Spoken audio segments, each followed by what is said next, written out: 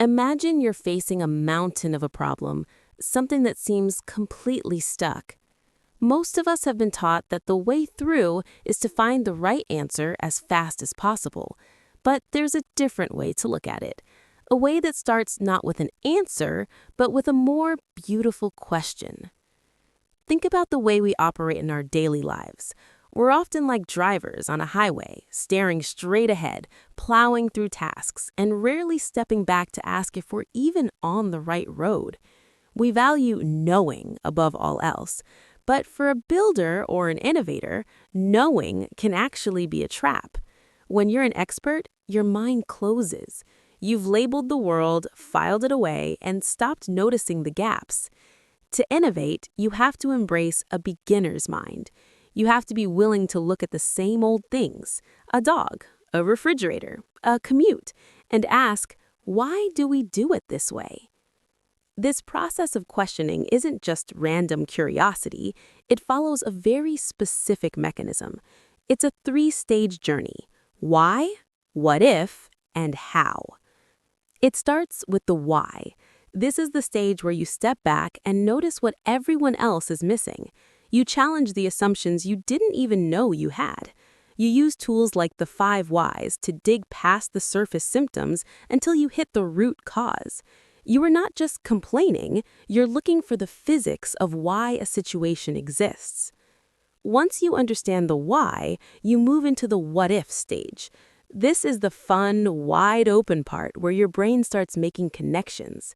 Innovation is rarely about a brand new idea falling from the sky.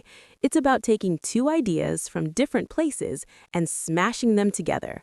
It's combinatorial play. You might ask, what if we could start with a blank page? Or what if failure wasn't an option?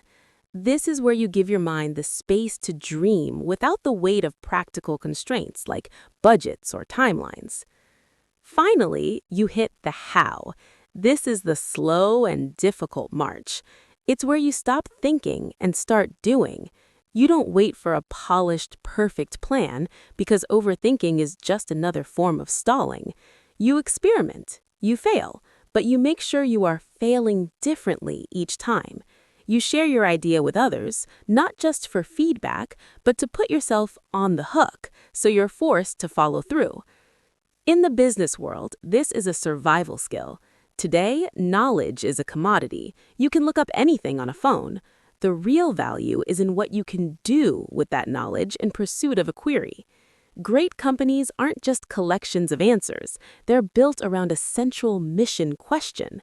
They constantly ask, what business are we really in? And what should we stop doing? And on a personal level, questioning is the most powerful tool for self-correction. Instead of asking for advice, which is usually just someone telling you what they would do, you ask yourself, which path makes a better story? Or what is truly worth doing, even if I fail? The goal isn't to have all the answers. It's to find one ambitious yet actionable question, a beautiful question, and stay with it. When you get stuck, don't panic, just try to get to the next question. So, let's recap the key insights from the book. Questioning is the most powerful engine for solving your toughest problems. Don't just plow ahead, step back and ask if you're right. Expertise is a trap that stops you from noticing new possibilities. Use why, what if, how to move from awareness to action.